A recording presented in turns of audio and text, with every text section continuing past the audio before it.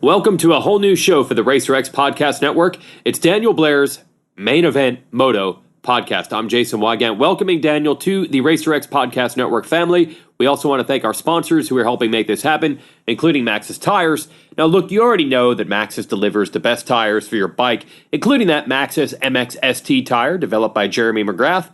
But did you know Maxxis also offers high-quality tires for your car, your light truck, your trailer, your ATV, your mountain bike, and much, much more? Pretty much everything. So Maxxis Tires, they'll help you hook up, pull the whole shot, and beat your competition in any terrain or conditions. Just ask the king, Jeremy McGrath. To learn more, go to Maxxis, MAXXIS.com. And this podcast is also sponsored by ETS Racing Fuels. With unmatched consistency and performance, ETS powers some of the most winning teams in motocross and supercross. Now, you probably know the name to the riders, but why don't you know the name of the fuel? Why? Because champions don't give away their secrets. But now, with ETS's new online ordering system, you can have ETS racing fuel delivered right to your door, your shop, or racetrack. So it's easier than ever to get ETS's championship-winning performance in your tank. So whether you're racing a two-stroke or a four-stroke, two wheels or four wheels, visit ETSRacingFuels.com and you'll have your own winning secret to keep. ETS Racing Fuels. The most winning fuel you've never heard of. So now it's time to hand over the keys to Daniel Blair, his producer Joe, and whatever other wackos they can bring into the studio for the Main Event Moto podcast. But first, our theme song. No, just kidding. The good music is on the Exhaust podcast that I run. Daniel was in a rock band, but his music's probably terrible. At least he's good at talking moto. At least I hope.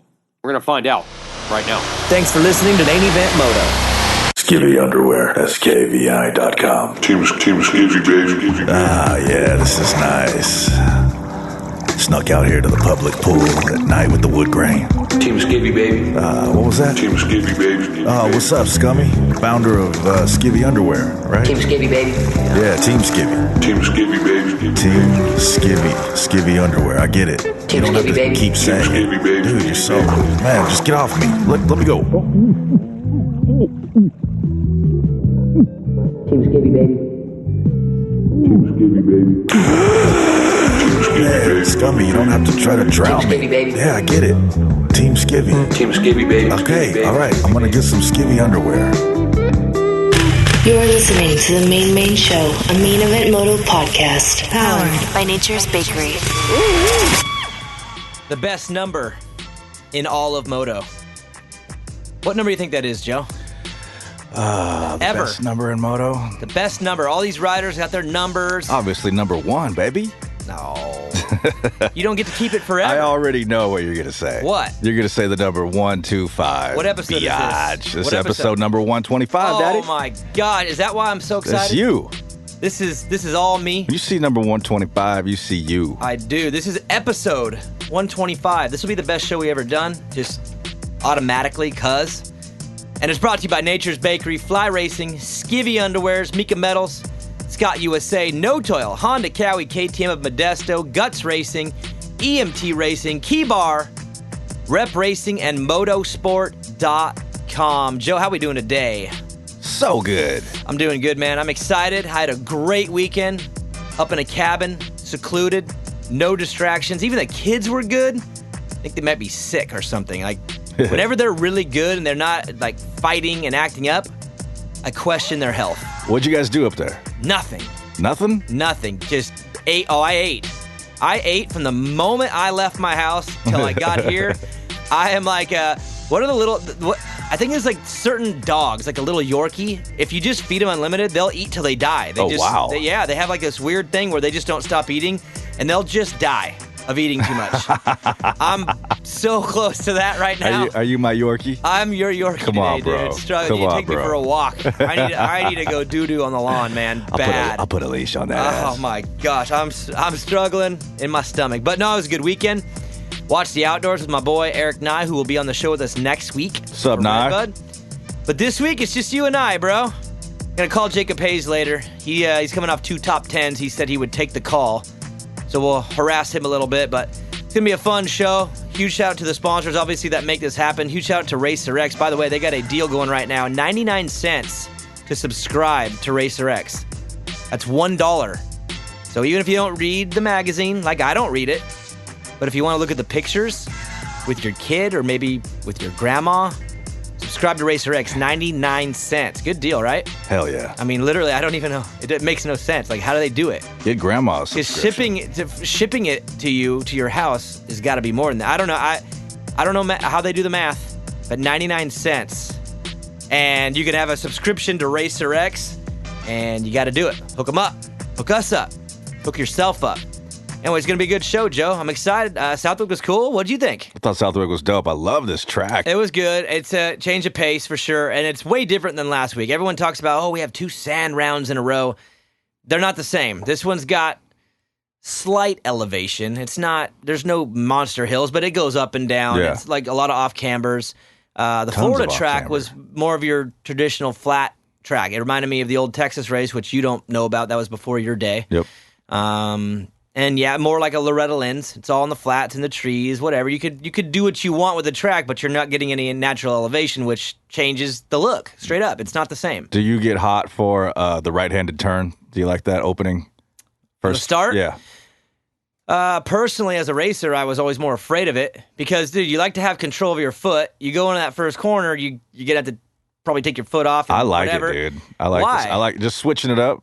Just different. Yeah, I think that it should happen more often. All right, so Hangtown left. Where'd they go next? Paula was a left. Mount Morris was a left. Florida was, this is our first right. First right. How'd you pick that up?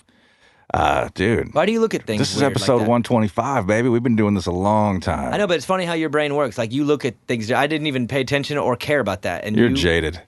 You know, that track goes both ways, though. They've gone other way. They've gone left and right. They switch it up over years. I've seen it left, seen it right. I feel like they've kind of settled on right now, though, for a while. But you like it? I liked it. Just because it looks different? Different feel, different approach. Just an interesting little change up. Just a little twist. I'm not saying do it every week, but it's cool. What's next? Redbud is left. Millville's right. Coming up. High speed right. That one's sketchy, dude. Racing Millville back in the day, I was terrified of that first turn. Just a fast, high speed right-hander. Is that the one you're scared of the most? No. Glen Helen. Glen Helen terrified me all the time. I didn't even like going down the hills. It was just sketchy. Just a sketchy place. Southwick never scared me because I had predetermined in my racing days that I'm not going to try here. I knew ahead of time. Oh, wow. It's sand. It's sketchy. We have sand. We got E Street. Rep Racing has E Street. That's our sand trek around here. And it's fun, man. Like, it's different. It's a great track, got to flow. Southwick, though, is just tough. Look how hard they're having to work. We're watching, what is this, 450? Moto 1. Look how hard they're having to work and stand and wheelie and ugh. Hated that. That But I love reaction it. is priceless. I know. That says it all. I know, but I love watching it. It was a good race. Hell yeah. Great day if you're French. Marvin gets the win. Oui, oui. Congratulations. I feel like we have something to do with that, obviously, with us hammering him last week for the motosport.com giveaway. We have everything to do with that. I feel like he was so annoyed during the week that it motivated him to win again. And my thought, Joe, I don't know for sure. I haven't settled on this yet, but I think we go at Marvin again for the gift card. He didn't respond. He never DM'd me. That's cold. He didn't have his people hit me up. That's cold-blooded. The French government didn't hit me up and tell us to stop. El Hombre figured it out and reached out. Yeah. Alex Martin figured it out. He reached out. True. Marvin didn't. Well, we got to figure it out, bro. So I think we doubled down. Are you cool with that? I'm down with that. I love it. I don't know what the code word will think be it's yet. hilarious. I don't know what the hashtag will be yet, but I think we're going to go at Marv. Is Marv handling his own account, or does he have a representative handling it? What do you think? Most top athletes have a rep handling it. I mean, he's a millionaire making millions. He's a pro athlete. Probably But who? his manager, maybe his chick or whoever's managing him handles it. And then if there's something interesting that comes across, they'll be like, "Hey, Marv, blah blah blah." You know. Well, if you look at his Hit you up. Instagram, it's it looks like it's ran like a website. His posts are very great day. Thank the sponsor. It's all real pro. Very pro, cut and paste. You don't see much of him like Personal like stuff. Wilson. Wilson is running his own. Yeah, I think yeah, Dino loves him some Instagram. Yeah. I think Kenny runs his own because he'll just have his dog like running around. You know what I mean? you get a glimpse. Marvin, you don't get much of a glimpse. So I think it's professionally ran. So his handler is probably already annoyed. And that's not enough for me. It's not enough. Yeah. I want to get him some more, but Gotta I don't know the get through word that yet. gatekeeper. So let's get there over time. All right. How about your boy, Dylon? Dylon. Moto 2. Chopping it up out there. Hey, Dylon. Good starts, man. They do a lot for you, don't they? Oui. He was sick, but then again, the question is, did he really beat Adam? Or is Adam just so locked in and championship brain? You're the one that keeps bringing this up. Is he really? Did Adam fight him? I think, Dude, did you hear Adam on the podium? Adam is such a politician. That dude will be the governor of Florida when this is all said and done. Do you hear him on the podium? Oh, man, I just, I wrote a little and man, I got to give it to Dylan. He's just such a great rider today. No, he even said something like, he rode so great today and every day. I did hear that. Dude, Adam, you're a pro's pro, brother. Talk some shit, homie. He can't. God. Dude. I told you, he's verbatim, dude, word for word out of the Dungy playbook. Yeah, but at the same time, Dungy's going to be the governor of Minnesota. Yes, but Dungy always felt so... There was a pause and like this fear, like, Ryan, what do you really think? Hold on, let me get my thought. I got to make sure I say the right thing. AC is a natural-born pro, dude. Oh, I'm chasing this championship, but I got to give it to Dylan. He was so great today. In his head, Adam's probably going, dude, I'm chasing a title. I got 40-something on you. Take it, brother. But he would never say that. No. But he'll say it subliminally. You know what I mean? Of course. He was born with a stack of tear-offs on.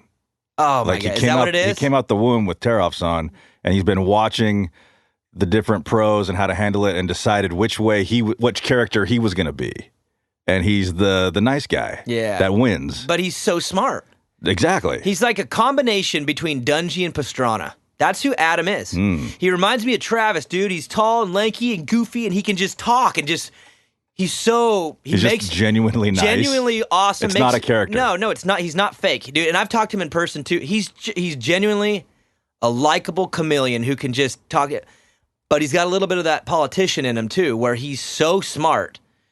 Like, Justin Cooper, he's just a pup. He don't know yet. He'll say what he thinks. Oops. After. AC never messes up. Yeah, and we're not complaining about Cooper. No, we like that. He's like fine. that He's about fine. Justin Cooper. I love and all the riders, yeah. But AC is just good, man. His podium interview made me giggle. I'm just like, dude, you're so good. Let it hang out a little bit. Nah, he can't. He's too smart. But he gets the overall, extends the points lead, looked awesome. But Marvin, man, I don't know what it is about this guy. He's so technical, and he rides these little sticky, ruddy tracks so good. And then you go to Southwick, which is just the man track, right? Where you just got to be a grunt. But he is so slick. He takes the most creative lines out to in, wheelies. It's weird that a track like this that I would think would be his worst nightmare, he excels. And I think it's because he's obviously conditioned. He trains hard. They ride in a lot of sand. He's got a great bike. But his creativity on the bike actually helps him on this track. I feel like Eli is so just a warrior on it, and Marvin just had a little bit more, let me find the I mean, look at him right now. We're watching him right now, Moto 1. He is so technical that it works. So from a theoretical standpoint, are you kind of saying that, like, Marv goes with the flow and works with the track, but Tomac was fighting the track a little bit? But sometimes Tomac can just fight so hard that you just can't handle what he's going to throw down. Yeah. But Marvin has mastered, he's always been good here. He's mastered the art of riding the track, letting it do its thing, letting it flow, but being a little extra creative. And you would think that this kind of track wouldn't work for that. And he proved otherwise, man. He looks so good. He slides the bike around. Dude, good. I have nothing but we're watching it right now, the last 2 laps of Moto 1. I'm just nothing but compliments on the art. He rode this track like an artist, man. It was very, very good. And you would think his style wouldn't work here, but he uses his style of riding mixed with the natural elements and the way you need to ride sand. And he's badass. He deserves nothing but praise for this day. And because of that, he's our target this week. And for that, we're coming at you hard. Give the code word a little later, the hashtag. Nah. You want to do it now? Let's do it now. I want you guys to, but here's what you got to do, too. There's a couple of you out there. Stop tagging us when you do this. He's got to figure it out, okay? Don't make it easy. Don't tag me either. A couple of you are trying to mess this up, all right? And if you I don't think they're trying to mess it up. They just don't know the rules. Yeah, they're tag. Don't tag me. If you tag me, I'm probably gonna have to block. So refresh us. What's the Here's rule? what we're gonna do. $250 gift card to motosport.com to the winner, whoever I randomly draw. You need to tag Marvin's Instagram with hashtag Enter Sandman. Okay? You like Metallica, right, Joe? I had a short little Metallica phase. Me too. I'm not a huge fan, but I like some of it. Now I think they're corny AF. Enter Sandman, though, was good. Yeah, oh yeah. Okay. The Black Album was great. So was Ride the Lightning. Enter Sandman, and don't tag us. He's got to figure it out, okay? Don't make it easy on the guy. I want his handler on Google trying to figure out what the hell is going on. And you will be satisfied once they reach out to the Main Event Moto and be like, what the hell, guys? Yes, when somebody goes, ha, you got us, good job, we'll move on. Until then, Marv's the target. All right? All right, I'm in. All right. Well, let's take a break. We'll come back and do listener questions. You guys did good. We got a lot of listener questions. Joe and I are going to handle them. We're going to switch things up, though. Joe is in control of the listener questions. That way the listeners don't get mad at me anymore when I skip yours. Joe, it's your responsibility from here on. I don't even know. Is it cool? Because I've literally just decided I'm passing that on to you. It's your deal now. Yeah, me and the Motoheads, we know what's up. They know what to do. Well, let's come back. We'll do listener questions. We will tackle Southwick, have some fun, answer your questions. There's a lot to talk about, too, and we'll see where it takes us. Main Event Moto. Let's be real. Kids and adults like things that taste good. What if you had a food that tasted unreal and was healthy? Dad, get me some Nature's Bakery. What flavor, Evan? Any, duh. Seriously, my kid is a pain when it comes to track snacks, but since we started eating Nature's Bakery, it's gotten a lot easier. But Dad, don't you always call Mom a track snack? That's not what I mean, Evan. Make sure you eat Nature's Bakery when you're at the track. Main Event Moto Podcast. It's official, Joe. Shane McElrath is gone from TLD, and then he goes and gets top 5, right? His best ride of the year after it's official. Well, of course. It's officially unofficially unofficial is what it is, but word is he gone. He going to Star Racing Yamaha, and get this. I'm going to look at my notes real quick. His contract is 4 years, $141 million. Oh, wait, whoops, wrong note. That's Kyrie Irving. Yeah. Dude, I know you hate free agency for the NBA. You do know what today is, though, right? I do know what today is. Today, contracts. Announcement day. Like, how many? I mean, if you add up all the contracts that are going to get signed in the NBA today, we're talking billions. I mean, a couple $1 billion worth of contracts?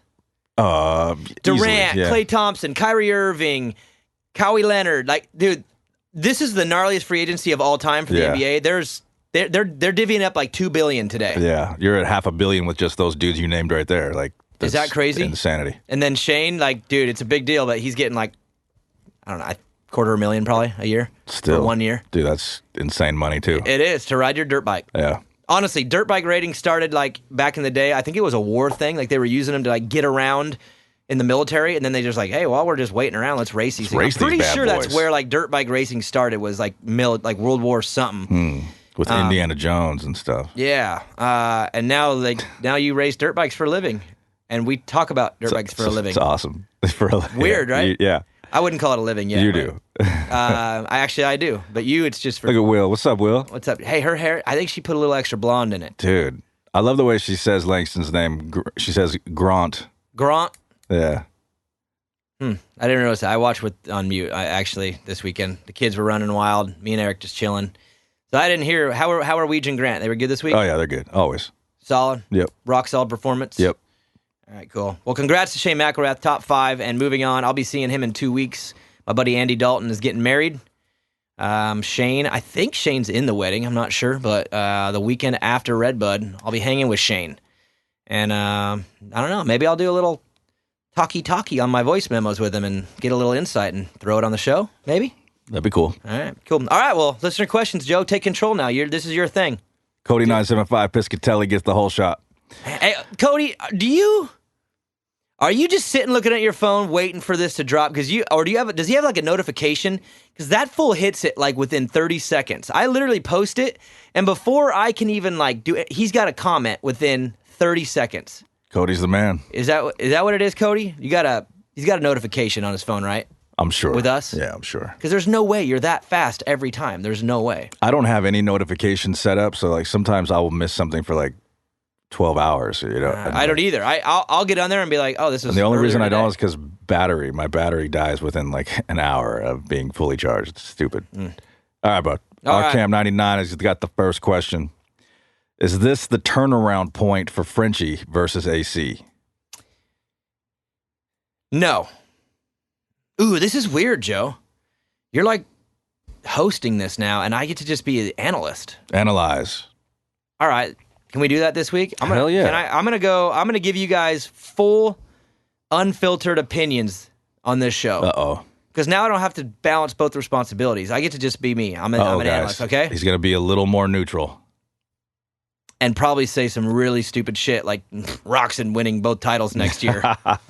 And then literally after that, like he literally just now is whatever. All right, so no, it's not. And the reason why is because Frenchie, a.k.a. Dylon, isn't consistently good enough on the starts. I think you're going to see this a bunch. And I think you're going to see Adam just kind of take it and not care about it because Adam's up front almost every single moto. So yeah, I think you're going to see Dylon give Adam the goods here and there. And that's, Adam doesn't care. I don't care. The AMA is not going to care when they hand over the number one plate. Bank of America is not going to care because congratulations, you are one bad mofo, but you buried yourself too far back. And Adam is going to play this thing out right, and he'll take it when he can, and he'll let it go when he can. So it's not the turning point. The turning point, there is no turning point unless Adam starts screwing up, which I'm not seeing it, man. He's turned the page. He has turned the page for me. I'm 100% all in on Adam. He's going to win this thing. Dylon's going to give him some moto by moto here and there, but next week I could see Dylon go 5-3 straight up because one of them is going to come from 15th and one of them he'll start in 8th. That's until I see him nailing every single start, every single moto, you're going to see exactly what you've seen through the first 6, which is some badass and some unexplainable bad finishes. So Dylon's a beast, but he's got to get a handle on that start issue. Yep, it's got to become every time. Dude, RCamp comes back again. RCamp 99. If producer Joe and Hobo Nick got into a 100-yard sprint, who would win? That's an easy one. That's Nick all day. No, Joe. Nick's got knee problems, dude. Nick plays baseball like 12 times a week.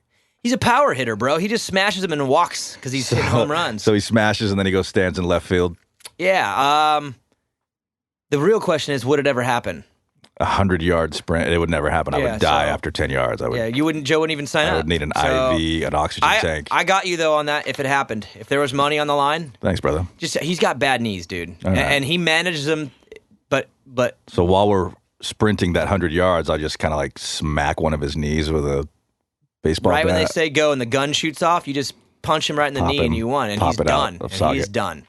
RCamp 99 got a third one, bro. He's going for the hat trick. Oh, my gosh. Maggie or Ashley in a fist fight? I'm going to say Maggie. She's got that mom strength. What's Ashley's? For those of you who don't know, if you haven't listened to the main show, you don't know who Ashley is. Ashley is producer Joe's boss, a.k.a. his lady. That's right. Has she got a violent fighter side? Because Maggie, I'm terrified of Maggie a little bit. Yeah. I'm terrified of Maggie. Ashley can box, but she can throw down. But Maggie's got that mom strength. There's something about that mom. You know how like that fierceness of a mother. If there's a bear cruising in the forest, it's not looking for too much trouble. But if there's a cub around, or you don't want to mess with the mama bear when there's a cub around, right? Two bears. One's got kids, one doesn't. The one with the kids is gonna win. If Maggie and Ashley got into a fight in your backyard after we record a show, first of all, we would have all of our phones out, making sure. Yes, and you would all see video. Get that on video.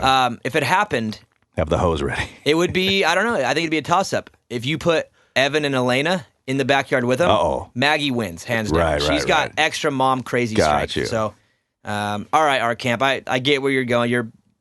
Good question, Yeah, RCamp. I like that. Yeah, I like it. Let's get back to some Southwick. RCamp 99 comes back for a fourth time. Now what? Dude, he's on a roll. Hey, by the way, AC's pass on Cooper in that first moto. Oh, sick. I don't want to. This isn't the Blow AC show, but God, dude, he had a good day. He impressed me so much. I already liked him, but man, he earned my respect double this weekend. If DB came off the couch to do a redneck backwoods fair race, how would he do?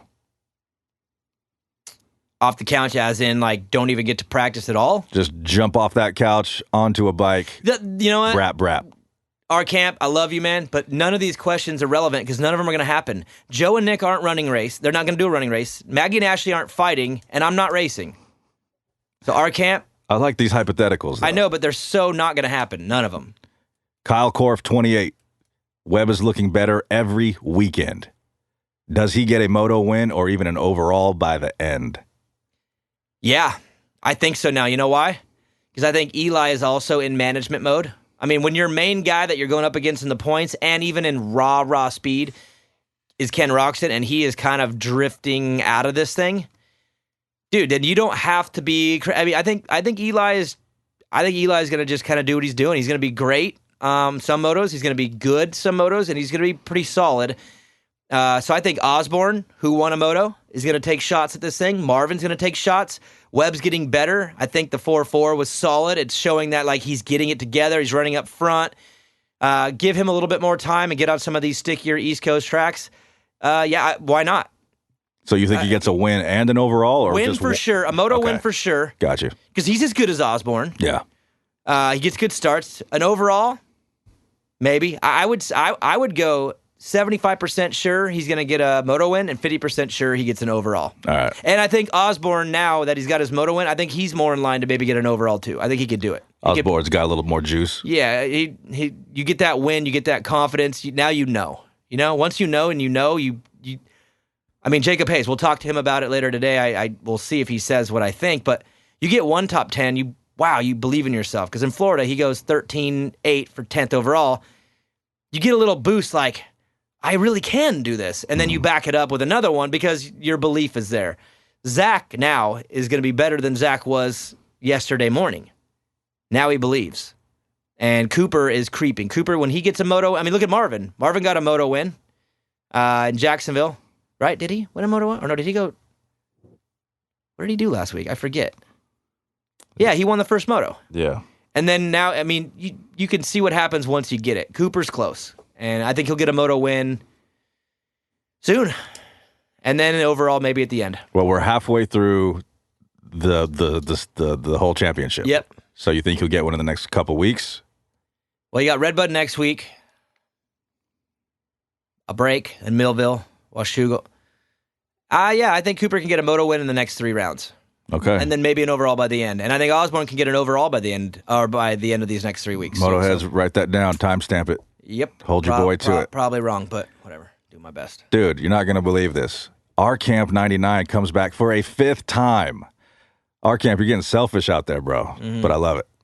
I can Daniel's face is so serious right now. Because I just wonder, what now? Would you rather... Oh, my God. Be paralyzed for the rest of your life, but have full arm movement, or have your arms cut off?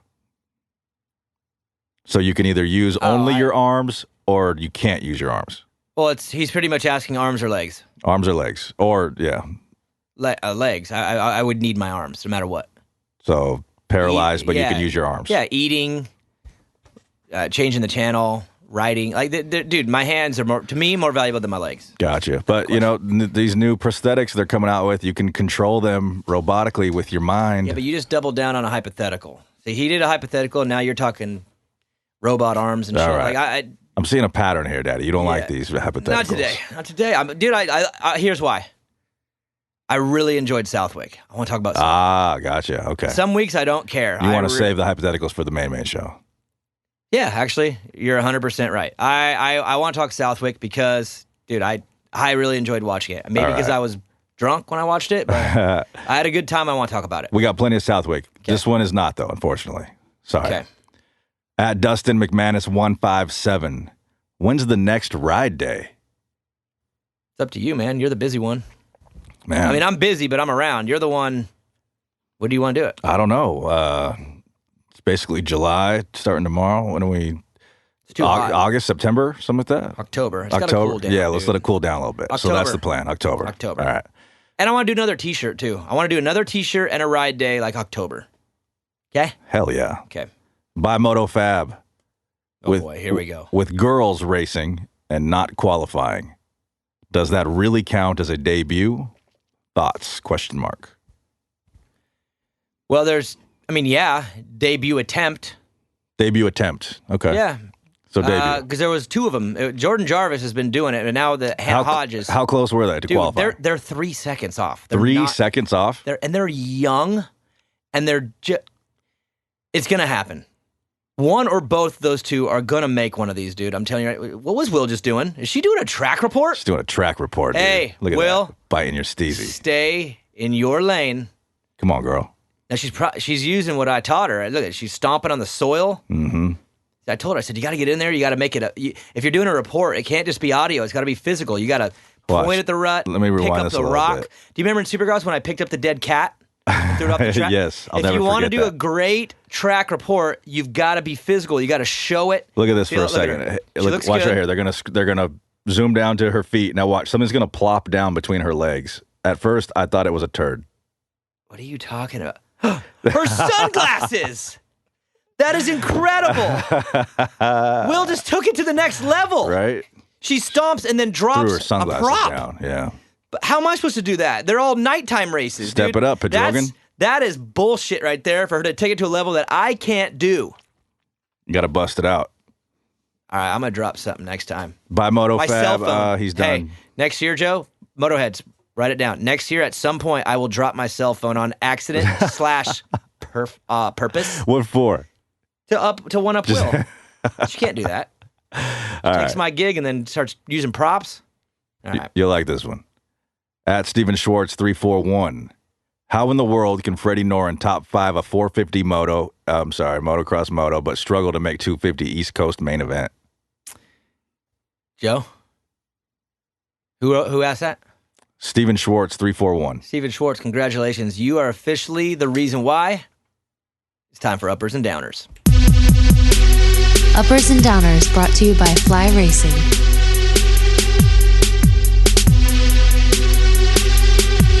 Frederick Noren is my upper, Joe. So think about this, and I heard it this week on. I don't remember. I didn't listen to Pulp MX all the way through because it's just too long for me. But I listened to the review show. I listened to the fantasy show and the Moto 60 show for Steve. I like Steve's stuff. He mentioned it multiple times, and I agreed with him. Freddie Noren leaving his privateer Honda for a factory Suzuki was a risky move for both. He's comfortable on his Honda. He's putting out great results.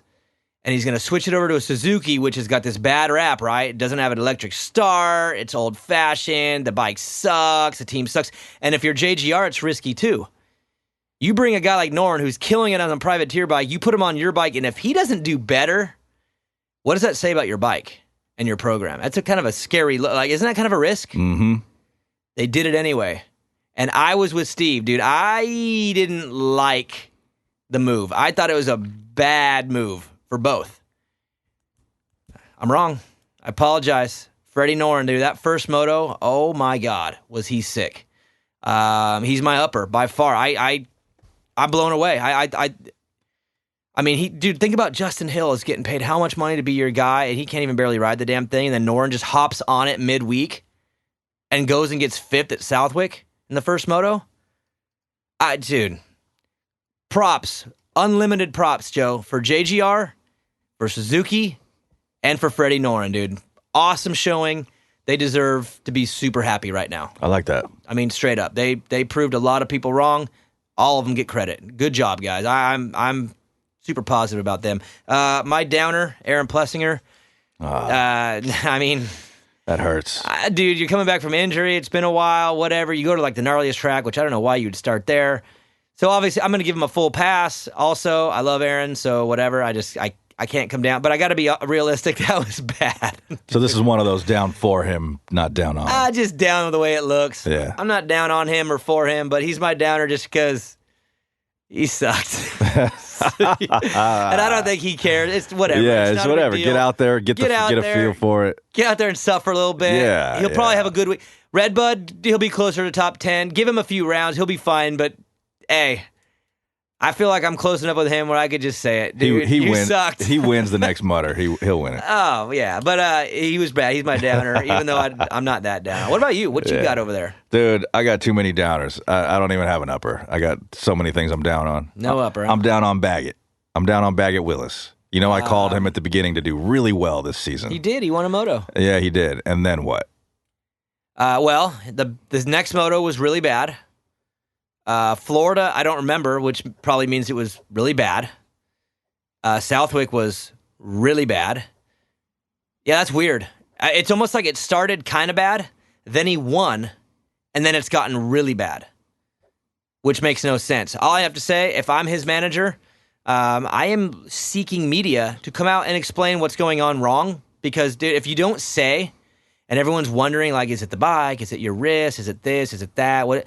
And if you don't say, then eventually you just kind of go, well, is what it is. And, dude, what it is not him. So come out and say it. Make a statement. The team, somebody. Like, I don't, you know what I mean? Like, if a player is injured in the NBA and he's really off, whatever, and he's dealing with something, like, they come out and say it, right? I think. Totally. Don't you feel like it's just a bad look if you don't admit that there's an issue? Yeah, well, I think Admit the difference is in other sports they're legally bound to. They have a certain amount of time, but because of the they gambling have to announce thing. it. Yeah, that's why there is. Everyone always asks why in other sports is it mandatory that they do injury reports and put. It's because gambling's involved, and they want to be upfront and honest with the gambler. That's 100% what it is. That's why the player association and the leagues always agree to it. In our sport, though, you have someone like Blake Baggett who can win a moto and then go 5 terrible motos with no explanation whatsoever, and nobody wants to say it. And if it's me and I'm having a problem, I'm telling. Like, hey, I'm off, guys. I'm dealing with something pretty bad. But if you don't say anything, then you leave it up to your imagination. And if you leave it up to your imagination, you eventually get tired of guessing and you just say, well, he's just not good. Because if you do 5 bad motos in a row, then there's a pattern there. And the pattern is you're not very good. So you want Blake Willis to reach out to you and explain what's going on here? Yeah, and if I wasn't so motivated to mess with Marv right now, we would be going after Blake and be like, hashtag come clean. Don't do that. Don't do that, idiots. In fact, if you do that, you're guaranteed on the list to not win anything. Don't kick a man when he's down, because I'm pretty sure there's something going on over there that's bad for him. I'm with you on that. I just wish. I know you wish you could take that back. No, because none of you idiots are going to do it. No, come on, Motoheads. Leave him alone. Yeah. Save your energy It's for all in Marv. good fun, right? Save your energy for the guy who's winning. My next downer is K-Rex. You know, I called him to win this. What do you do there, dude? Do you just come out and say you're sick again? I mean, well, maybe he came back a little too quick, and it aggravated. I have a new theory. Aggravated the issue. I have a new theory. All right. For whatever reason in Supercross, right when Ken was starting to have his issues, shaved his head. Outdoors, dude, he is looking razor tight. Like, it's like he's jealous of Blake or something. I don't know why he is running such a tight buzz cut, but I think he's Samson. Dude can't ride without hair. Simple as that. Joe, am I wrong? Look at the results with the shaved head. You're obviously not wrong. It's science. He's Samson. My last downer, and this is a big one, dude, is my fantasy choices have. And who do you have to blame? Through just a what kind of who are you going to be? What kind of rider are you going to be? You know how these riders handle when things go bad.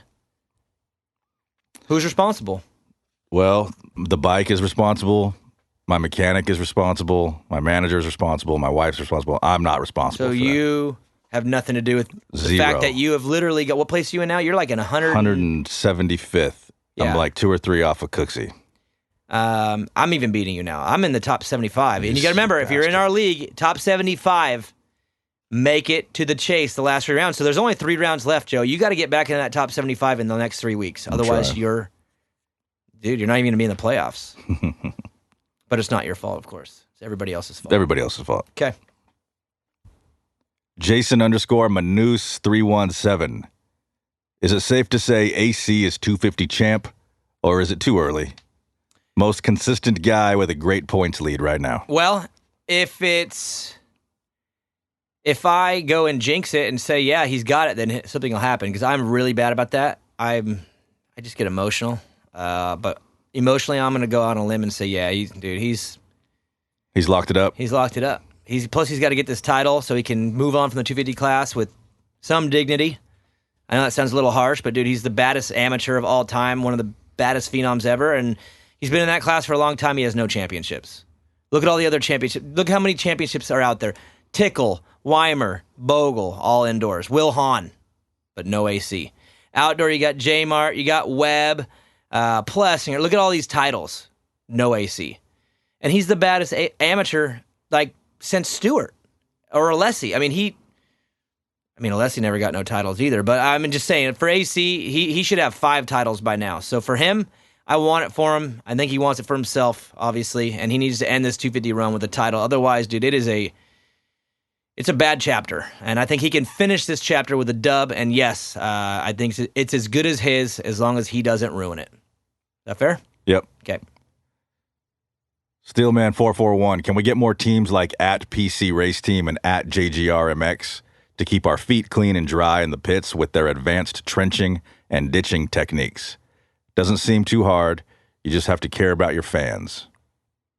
Hashtag PulpMX, hashtag Wash. Unfortunately for them, I don't think they do that for the fans. It's so they don't make a mess in their own pit. So as much as you want to give them props for it, it's for selfish reasons. They're not doing that for you. Mahoondog _912. Wow. Kenny dropped like a rock. Arm, question mark, or No. arms, question Neither. mark? Not the arm or the arms. Because what does that have to do with any... you can go 35 minutes one week and not the next because of the arm? No, it is a combination of whatever it is that he's apparently dealing with, mixed with his probably mental frustration. If I'm guessing, when he starts getting those feelings, he probably gets a little down and depressed. Think about it. If you're dealing with something, Joe, or physically you're having an issue that is messing with you at all times, eventually, as soon as it starts kicking, you're just like so bummed. You're just like, he's probably mid-moto going, God, are you kidding me? And so I think it's a combination of physical and mental. He's mentally collapsing because I think he's dealing with physical stuff. Does that make sense? Mm-hmm. It can go either way. Either you start having a mental breakdown and you're struggling, and then physically you implode, or physically you start imploding, and then mentally you shut down. So it's a combination of both. He's dealing with something physical that is affecting the way he handles it mentally, and it's crazy to say, like, in 2 weeks, how it is all completely fallen apart. It's officially a train wreck, a panic button, whatever you want to call it. It's bad. It's not good for him, and he's gonna win both titles next year, though. I don't know. I'm gonna stay firm on that one. Sam Collins 380. Best J-Law story. The best one I can't say because it's just not appropriate. I'll give you a best one that you guys will laugh at. I wasn't too happy about it at the time. There was a supercross track out at Adam Chatfield's house back in the day where I used to practice before the season, December. And I remember being out there one day doing my motos, and he was out there, and he kept randomly jumping in behind me and like messing with me. And I was riding good at that time, and it's a practice track. Once you get a practice track wired, everybody's pretty close. So as much as he was better than me on race day, on a practice day, Joe, I could be right there. I could mess with him. So he gets in behind me, and he's trying to toy with me, whatever, trying to pass me, and he's not getting me. And he's like revving his bike, whatever, for whatever reason, I don't know why. He just decided, maybe I was the only fast guy out there that day. And he is getting in behind me, trying to pass me, can't do it, revving his bike, whatever, and then eventually kind of pulling off and just he must have been bored, on drugs, a combination of the two, but he was just messing with me.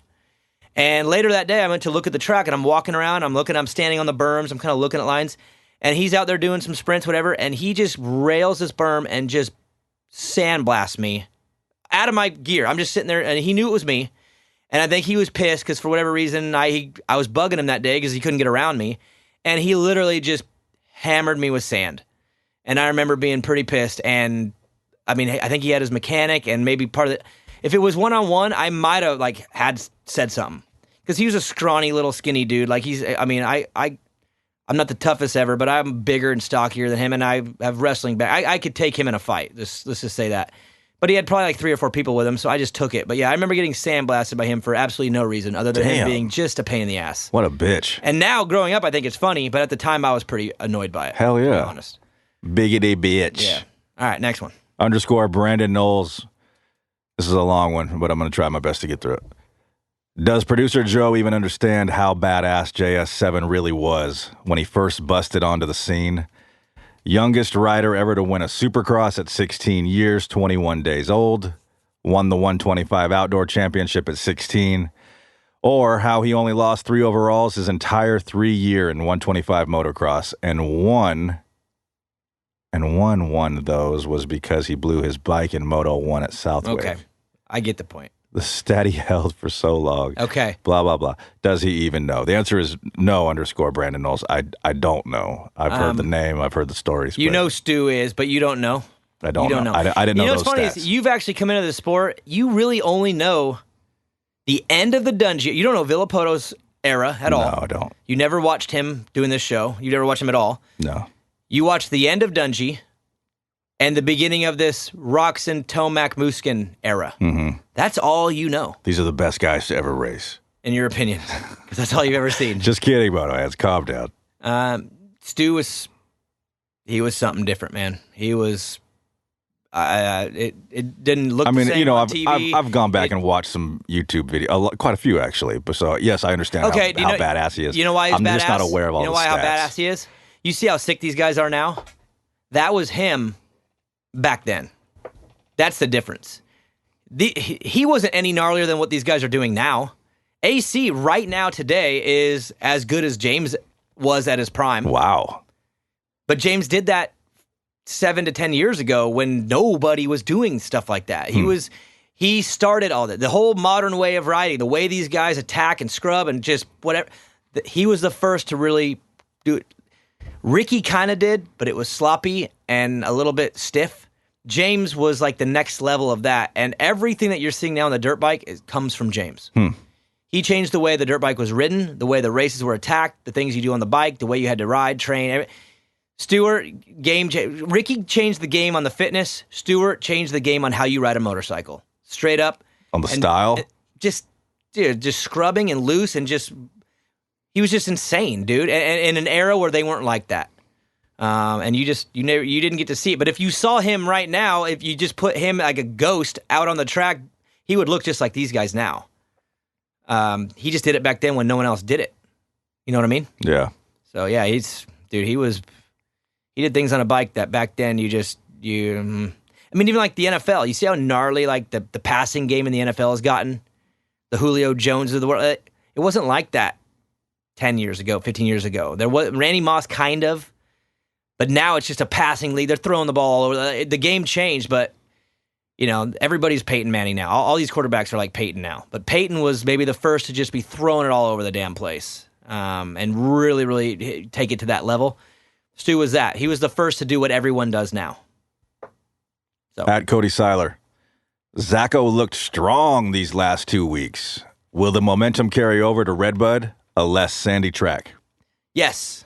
Zach's for real. And he is going to be, as Kenny kind of works his way out of this thing, Marv and Zach are moving that. Even Anderson. Anderson's kind of moved out the last few. It hasn't been as good. I guess Florida was okay. Zach and Marvin are on their run right now. And I think Webb's going to have his run's going to start here pretty soon where he's going to be more competitive. But this is Zacho time right now. He's going to be damn good he's really good at Redbud. And I think what you're seeing is going to be pretty normal here for the next few weeks from Zach. At Corey _Hoft, WTF Roxon, ? Did he tag him? No. Okay, good. I don't know. That's such a it's such a gentle one to approach because you're hearing about the physical stuff, but I mean, this has been going on for a long time. You don't have an answer? I don't know, man. I mean, right? He has access to great doctors. Red Bull has a great facility where I'm a little curious. You know really? What I mean? You think it's that big of a deal? It's just outdoors. He's tired. He's hot. Just too. emptied the tank last week and didn't fill it up this week. He didn't get to it. He's still figuring it out. Chase Sexton's the same. Chase Sexton couldn't even. I mean, he was back in Tomac's early years. Tomac had something like this happen. He heat stroked at Texas one year, and never was the same again the rest of the summer. Just sucked. There's a slight chance that might be the case with Chase and maybe Kenny. They just, dude, they look like they're riding at 30-minute mark the whole time, and maybe they can't get it back. Maybe they went too far. I'm not a doctor, neither are you. Thank God Vincent's not in here to try to educate us. Thank God. I don't know. I don't know. Maybe he did, but Chase Sexton is.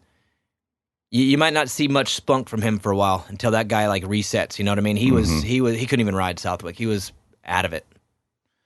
At Dry Style, at producer Dree Style. Oh, Dree Style. Is it yeah. Dr. I Style? Dr. I Style. No, it's Dree. Dree. It's my buddy. Dree Style. Oh, and the last one was Heft. So Corey Hoft. I'll correct you on the homies. Dr. I Dree Style. At producer Joe Gallo. Dr. I Style. At producer Joe Gallo seemed a little aggro last week. What's going on, man? Skivvy's in a bunch. Tool music videos not loading fast enough on YouTube. No, Joe was drunk. That's pretty funny. You were a little aggressive last week. What was the deal? Did Vincent just get you? Was I aggressive last week? Mm-hmm. Interesting. You're even a little rude to me a couple times. Oh, wow, buddy. I'm sorry. Talked to Maggie about it. I decided to not bring it up, but since it got brought up. Well, most Motoheads know that I'm like when Vince is on, he just kind of brings it out of people. It's take him or leave him kind of a thing. It's an acquired taste, and I don't know if I've fully acquired it. Normally, you're okay with him. Yeah. Are you on your period, Joe? No, I think he might have been, but I don't know. No, you were a little extra aggressive. I was pretty upset about it until about Wednesday, but sometimes you got to be that way. All right. That's what it is. We're good. Are we good? Oh, hell yeah. Okay, we're good. All right. Makes me feel better. At _Brandon Knowles. Also, does producer Joe realize AC92 literally went from super minis to the pros? Only big bike race he ever raced was Monster Cup 2012. Then went straight to pros with Salmonella. Then wins his first Supercross race of his career. No, I was not aware of that. I barely remember that either. I know that happens now that you say it, but I forgot. I know that he won his first Supercross.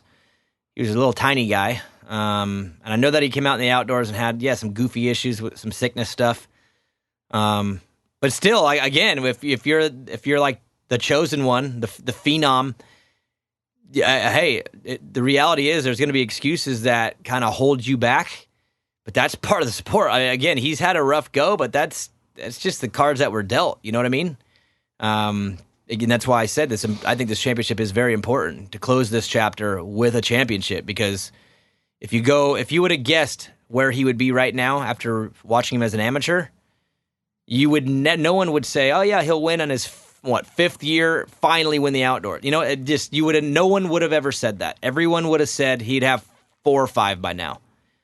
But yeah, he did have a lot of issues right out of the get-go, and they just compounded, and now he's finally going to get it, I think. And if he doesn't, Joe, do you realize that if something happens and he doesn't win this outdoor title, oh my God. It'll be one of the most confusing things in the sports history of how that guy didn't win a title. There are so many guys that have won titles in the 250 class over the last 10 years. And if Adam Cianciarulo doesn't, it'll be one of the biggest WTFs in the sports history. Or maybe he'll go on to be like the best, most winningest 450. Yeah. Just never lose again. Yeah. Hey, he's going to be good right out of the get-go, but he's got to win this title. All right, next one. _Brandon Knowles got one more, and then we'll take a break. Yeah, I got to go to the bathroom. Also, has producer Joe ever seen the best race of the last 3 decades? 2002 Pontiac? ? Nope, I never saw that one. No, and I'm going to argue with you. Yes, that is one of the best, but it's not the best. It is one of the best single performances of all time. Or it's a great race. It's in the top 10. I'm writing it down. I'm going to watch it. It's good, but it's also there's arguments to be made that there's other ones just as good or better. But I'm with you. It is good. Pontiac 12, Joe. Check it out. Main event moto. Convenience is everything to us in the Batcave, and that's why we rock a key bar and no toil filters. Trust producer Joe, you're sick of that jingle jangle in your pocket. Yes, sir. Just go get a key bar, like your Bat Bros. And if you're not using no toil filters, you probably still have a flip phone. They make one of the worst bike chores easy. Throw the filter in the wash machine with your ladies' panties, and they'll never be cleaner. Get with the program and get a key bar and switch to no toil. Pay attention, Motoheads. I'm a picky SOB, especially when it comes to products on my son's bike. That's why we run Mika bars, sprockets and chains, and a gut seat cover, and it's not even negotiable. Look, if you care about quality and performance on your bike, you'll be running Mika metals and gut seats and covers. And if you don't, you're a what, Evan? A noob like Uncle Vincent. Main Event Moto Podcast. And we are back from the break. Producer Joe, a show that was once 2 has now become 3. On the phone, getting a 10th overall 2 weeks in a row. My friend, my adopted son, my client. What do you think he is, or what is he for real? What do we call him? He is. Actually, should we ask him? Yeah, let's ask him. What are you to me, Jacob? Are we friends? Are you my... We're family, bro. Family, okay. Yeah, we're family. And that's it? Simple as that? Yeah, I mean, just our friendship, I don't know, has many different levels. So, yeah, I just name it family and, yeah. And leave it at that. Yeah, just leave it at that. And I'm glad to be back with the Bat Bros. Yeah, well, hey, part of being... Oh, by the way, you're going to be on here again after Washougal. I should probably give you the details, but after Washougal, you're flying to my house. Did you know that? We've kind of hinted around a little bit. Well, I pulled the trigger. I talked to your chick. It's on. Like, you're literally flying to Washougal, and then you're flying here after, and then you're going home. So I don't know if you know that yet, but you're coming here. All right. And you're going to be on the show in studio. And guess who's going to... Do you know Cooksey at all? I don't think so, no. Cooksey will be in studio, too, so it'll be all 4 of us. All right. And your chick. That's badass. Yeah. That'd be cool. Yeah, it'll be sick. Anyways, but part of being this family, Joe, that we are, we're family. He's part of my family now, or I'm part of his, whatever. I am still helping him with his communication with teams out there. I gotta say, Jacob, you're making life a little easier for me. Let's just say the conversations have been a lot better the last 2 weeks that the calls I've had to make have been a lot better. Top 10's a lot better than being outside the top 20, bro. I appreciate it. Yeah, it's getting a little bit better each weekend. I feel like once we got back from the West Coast, like the West rounds, the first 3, like Hangtown, Paula, and Colorado, got back and I don't know, just something clicked. Started feeling a little bit better on the bike with myself and just the program, and kind of locked into a little 3-day-a-week riding program, and just kind of have set our sights on the weekend and have been progressing quite a bit. Still, in my opinion, man, just not where I feel I need to be, because I feel like I have a lot left to offer. Like my during the week riding has been really, really well. And I've kind of translated over to the weekend, but it hasn't been the best. Like, man, I mean, I know this is probably jumping the gun, but Southwick was a shitty day for me. And I rode practice and I'm like, dude, what are you doing? This is pretty off of where you've been at during the week. And I just knew I had to battle it out and grind it out for 30 plus two motos. And that's kind of what I've been really good at here lately, is just wearing these wild chihuahuas down. That's right, wild chihuahua. Told you, Joe. Jacob has embraced the name for his class that he races in. The class of wild chihuahuas. Yeah. Let's start with that, because obviously I know a lot more than everybody who's listening in right now. I talk to you every day. Is the first couple laps getting better? I got to be honest with you. On paper, it's not. It doesn't look much better. You are sleeping the first couple laps. Is it starting to feel a little bit more normal? Because I mean, you're getting a decent start, and then like the first 3 laps, it's like backwards, and then all of a sudden, the flood stops, and then you turn it around, and then you start getting it back. You start passing all those guys back, and then late in the moto, your fastest lap time is coming like 25 minutes in all the time. Again, on paper, it doesn't really look like it's gotten any better, but is it at least feeling better to you, those first few laps? No. No. What's the problem? Dude, at Southwick, they're smacking each other. Feet are flying off. Dude, one guy feet was almost stuck in my rear tire. I'm just like, dude, everyone just needs to chill. Like, we all got this little area that we're trying to fit into, and dude, there's like 5 guys just slamming each other, going down left and right. Like the second moto, I can't remember who it was, but Ty Mashable collided so hard with this one dude. Both of them blew off their motorcycles. Like, they hit so hard they blew off their motorcycles. I'm like, dude, yeah, I'm not all about it, man. I'm more focused on the end result and not going for the 1-2 lap heaters. I mean, yeah, my fastest lap time might be at the end of the moto, but that's when it counts. We're not racing 5-minute motos. We're racing 30+2. I agree, but if I'm going to talk to you as if I'm talking to you during the week, so that way people know this is an authentic conversation.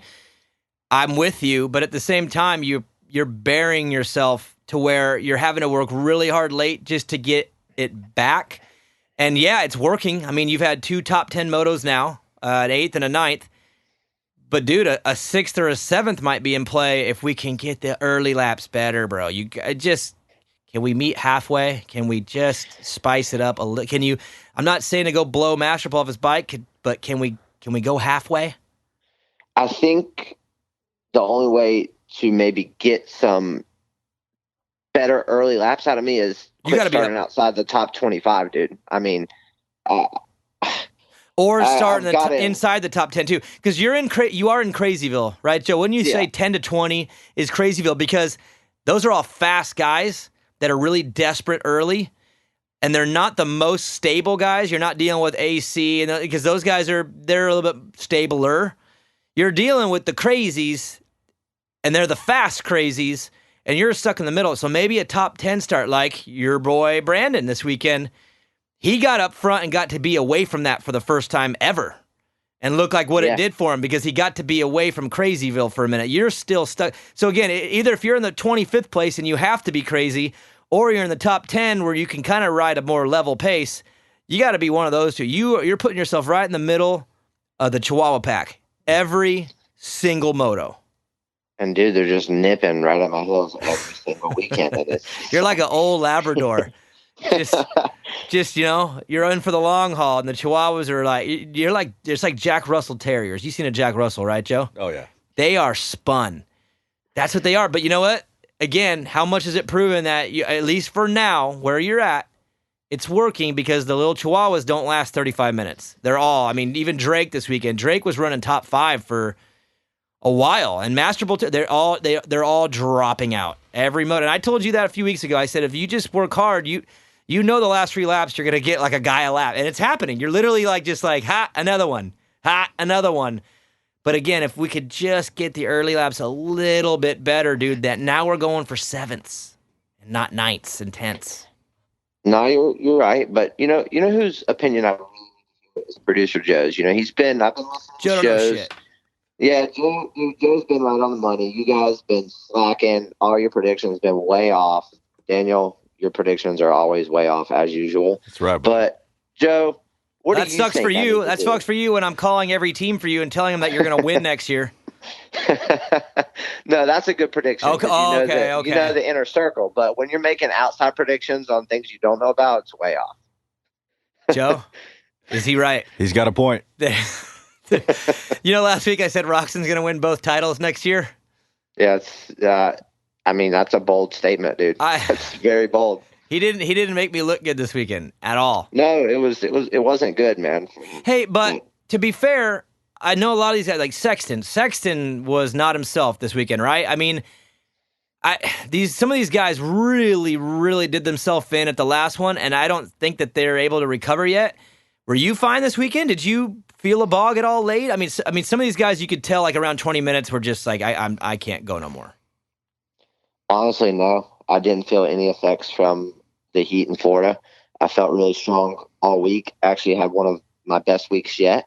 And going into Southwick, it was a different challenge at Southwick. It was more the track than it was the heat. WW was the heat. Yeah, the track was gnarly, but the heat was just a next level. But then at Southwick, I mean, the track was worse than the weather, right? Yeah, the track was by far the gnarliest track of the year so far for me. It was just never ending, relentless. Just had to keep a steady pace and stay up on the pegs and just battle all the way to the end. So I thought it was physically more draining for me, just because you had to use a lot of technique, a lot of standing up, lower back, stuff like that. Yeah. But no, feel good from WW. The heat didn't bother the old arena cross guy. The guy who raced in 30-degree temperature for 6 minutes for 5 years. Yeah. How's that going so far? I mean, honestly, I know a little bit, but we haven't really had this talk. I mean, this is your first year doing all the outdoors, and you are coming from a little bit of a different spot with the arena cross. Is it starting to take? I mean, it's a different sport, dude. I mean, you know that. The arena cross and supercross are similar. This is nothing like arena cross. I feel like your transition to supercross was a little bit closer, at least was in the same ballpark. This is not. Is it starting to feel normal? Are you adapting, or is it still a little goofy? To be brutally honest, before Supercross even started, I told my trainer, Seth Rarick, in December, I'm like, bro, I just want to go ahead and let you know, dude, outdoors, you might have to have your foot up my rear end all summer. And he's like, no, man, it's going to be good. And I kept telling him, like, dude, you you don't even know what you're talking about. I'm an indoor guy. Like, I don't really race outside of, a stadium or a dome. And coming into the outdoors once Supercross was over, all said and done, doing the testing, my head was in it, but it didn't seem like it had clicked for me. It just, you're pretty slow. Different. Beginning, it's a different riding style. Sorry. Yeah, I mean, really slow. I was. I mean, I was way off the pace, and I could do a couple laps here and there, but it wasn't consistent. And here lately, it's just like I said. Once I got back from the West Coast, it's really clicked. I've been really enjoying the weeks and the weekends, obviously, because the results have been showing. I've been having a good time. And I mean, I actually really am enjoying the outdoors. No, I don't like starting 25th and eating roost for 35 minutes. But when I come off the track and I'm 8th or 9th and get 10th overall, then that's definitely rewarding. But I want more. All right, I don't want to talk about dirt bikes anymore. When you fly out here, we're going to San Francisco. What do you want to do? Joe, what should we do? He's never seen San Fran, neither has his chick. Probably go see the Golden Gate Bridge, right? I mean, that's like Joe, what do you think? First things to do. Me and Maggie were talking today, like, what's the plan when they get here? We're going to go to San Francisco for the day. The first thing you have to do, Jakey, is lower your expectations, because it's a shithole. Okay. Okay. You're going to see the Golden Gate Bridge. Joe, he lives in Greensboro. Big deal. He lives in Greensboro. It's going to be a pretty big deal. Jacob, do you also have the same type of palate as a 4-year-old where you only eat chicken tenders and mashed potatoes? Pretty much, yeah. There it is again, 2 weeks in a row. Yeah. The insults keep coming. Then you're screwed, because the only thing to do there is eat food, interesting food, and sightsee. And see poop. What kind of interesting food? What kind of interesting there's poo everywhere. Poop food. No, poop just kidding. There is. Jacob, there's an app. We're going to download it. People can get the app, and whenever they see poop on the streets, they mark it so other tourists can know. We're just going to go find poop all day. You guys can play a game like... find the poop. Find the weirdest looking bum in the tens of thousands of bums kicking it. All over the place. Let me get this straight. There's poop on the street? Like everywhere. The kind of poop that goes in the bathroom? Yeah, like bums. They just poop everywhere. Yes. And there's actually an app. Poop logs and needles laying around everywhere. Wow. So me and Evan are going to go poop hunting. So you basically just get to people watch the entire time. It'll take you 3 hours to get it over the bridge, and then you get to just watch people for a couple hours. Yeah. Wow. All right. No, go to the wharf. I'm go to the wharf. I'm being like 5%. I'm being like 5% sarcastic and about 95% truthful. You could go to the Ferry Building. I love that place. Yep. It's got a lot of cool stuff in there. Lombard Street? I think you'll dig it. Should we do Lombard Street? Yeah, you could do that too. It's going to take you a long time to get through it, but it's interesting. Golden Gate? Yeah, Golden Gate. Where are we going to eat? Spend your $35 to cross a bridge. Bubba Gump shrimp. I want to eat. Oh, you could do the wharf. That's always cool. The wharf's cool? Yeah. Taken by the dude who jumps out of the bushes and scares people. Yeah. I don't know if he still does it or not, but that used to be a thing where you would be walking and there's a street performer who would hide in the bushes, and everybody knew, but new people that were visiting don't know. And he would jump out and scare, and then you'd have to give him money. Dude, people are weird, man. Like, collectively, like individually, I think for the most part, people are all right. But if you look at it from the outside, look at it like if aliens really were looking in on us, they're probably like, what the hell? Right? Yeah. Is that safe to say? Yeah. There's a couple of cool spots that are right outside of the city. If you cross the bridge and go into Marin County, there's the Black Sand Beach. We've talked about that before on the main show. Yeah. Go to Black Sand Beach. It's a cool little hike down the little trail, and you get to hang out in the black sand, and it's interesting. So you guys, you're saying people jump out of bushes and then ask for money. You don't do that in the South. You jump out of a bush and try to scare someone, someone's going to pull a gun on you and be like, bro, what are you doing? That's why we're moving, Jake. Yeah. Welcome. Let me tell you right now, you've been to California a bunch, right? Yeah. Oh, yeah. San Francisco is not California. It's its own universe, right, Joe? Is that fair to say? It's not even, it's its own country. Yeah. It's not like anything. It's weird, bro. But we're taking You're definitely not jumping out of the bush in the South and asking for money after. All right. Well, anyways, back to Southwick before I let you go. Actually, no. Talk about Redbud. Are you good there? Redbud? Yeah. I love Redbud. I mean, who doesn't love Redbud? I think that's going to be more my style track. Jumpy, ruts, tough, ruddy. Yeah, I think it'll be good for me. I enjoyed it last time I went there, but that was a long time ago. So yeah, when was that? 12 or 13? 2012 was the last time I was at Redbud. Wow. All right, I just want to know because I want to know if I need to be aggressive with these teams this week and try to lock it down, or if you're gonna lay an egg at Redbud, or are you gonna do good again? So should I wait because we need 3 good rides in a row so I can be more aggressive with the teams? Help me. You should be aggressive every week. Help you. What kind of Joe? Right? Strategy is that? You planning your attacks? Yeah, I gotta, dude. After the first one, you should have been like, dude. This guy came out of nowhere. Look at that. Well, I'm at Arena Cross. Well, let's just say I was pretty aggressive with some of the teams before Mount Morris, and we saw how that went. You made me look like an idiot. So that's what I'm saying. It was a learning process, dude. That was the first week I had actually ridden good. You knew that, and then you told me Sunday, well, it might not pay off this weekend, but keep working hard. And then next weekend paid off, and you're like, you know what? Should probably work hard again this week. I'm like, two top 10s. I think now is the time to get a little mouthy with these teams, right? Like, I've been gentle. There's a lot of interest. I don't even know if I've told you this, but there's 4 teams right now that you're on radar with. All right, and they're all good. Do I need to be more aggressive this week? Do we need to lock it down, or is Redbud? Because I just don't want to get aggressive and then it not happen, and then you suck this weekend and ruin everything, dude. All I gotta say is, I'm on radar, dude. I'm willing. I just need a shot, dude. Like, I mean, I'll tell anyone right now. I just need a shot. I need to be given the chance to show them what I'm capable of, dude. I've got so much heart. I think it shows each weekend. No, I'm not having fun, but I'm digging deep, and dude, I'm pretty freaking fit. And passing a lot of these dudes that get paid a lot of money and CCNA at the end of the Moto. So I'm not going to name any names, but I've been wearing them down. What are you eating for dinner tonight? Well, we won't talk about that. Yeah, because I know, Joe. Is it acceptable? Why would you bring that up? Is it acceptable for him on a Sunday night to be eating boneless chicken wings? Yeah. He's got to train tomorrow. Chicken. He's got to ride. This is why me and Joe get along. What is he supposed to eat? Gluten-free water. Already had that today, dude. Okay, that's what. Had a couple ice cubes on the airplane. Oh, that's good. That's good. A lot of calories in those.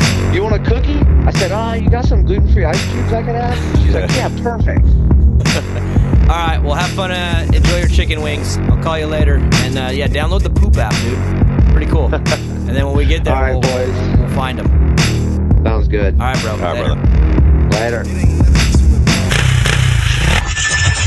Main event Moto. I hate to say it, but our NorCal Moto heads are pretty spoiled. Why? Well, where do they ride, Joe? Riverfront, East Street, and Prairie City. And don't ask me who takes care of them trackside and during the week. Because it's EMT Racing. And who takes care of them trackside during the week, Joe? Really, man? I literally just said EMT Racing. You didn't hear me?